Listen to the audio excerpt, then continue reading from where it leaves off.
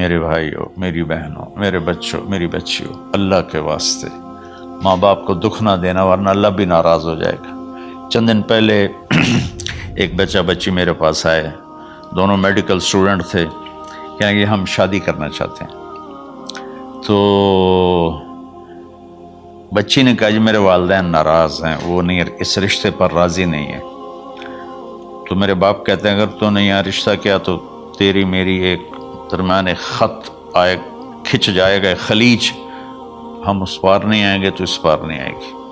میں نے کہا بیٹی، جس ماں نے تجھے 9 مہینے پیٹ میں پالا، 2 سال تجھے دودھ پلایا، تیری پوٹیاں پیشاب صاف کیا، تجھے پیمپر باندھے، تجھے اٹھ کے راتوں کو اپنی چھاتی سے دودھ پلایا، کیا اب اس کا اتنا بھی حق نہیں کہ تم اس کی رائے کا احترام کرو؟ اتنا بھی حق نہیں ہے؟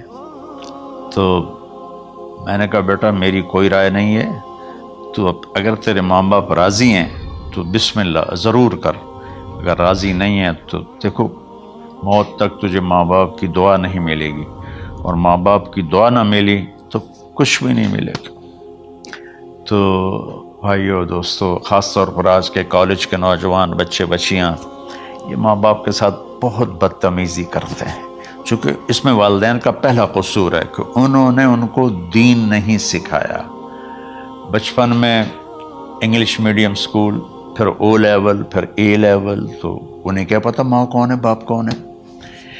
ایک پرانی بات ہے، ایک شخص اپنے بیٹے کو لے کر آیا کہ یہ میرا بچہ ہے اور یہ فلاں جگہ شادی کرنا چاہتا ہے، اور ہم میں سے کسی کی رائے نہیں ہے،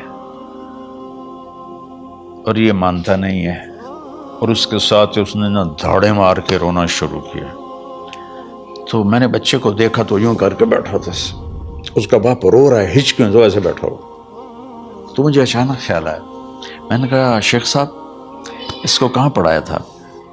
کہا جی امریکن اسکول۔ اس کے بعد آسٹریلیا بھیجا تھا مزید تعلیم کے لیے۔ ان کے شیخ صاحب اس بچے کا کوئی قصور نہیں، آپ کا قصور ہے، اس کو تو پتہ ہی نہیں میری ماں کیا ہے، میرا باپ کیا ہے۔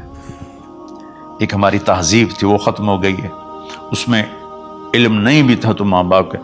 میں نے اپنی آنکھوں سے دیکھا، میں نے اپنے دادا کو دیکھا لیکن میں یاد نہیں، لیکن جو میرے دادا کے چھوٹے بھائی تھے ان کو میں سنبھلتا ہوں، ان کو میں نے دیکھا ہے، 3ری 4تھی جماعت تک میں تھا۔ 61 میں ان کا انتقال ہوا، میری 9 سال عمر تھی، تو 8 سال۔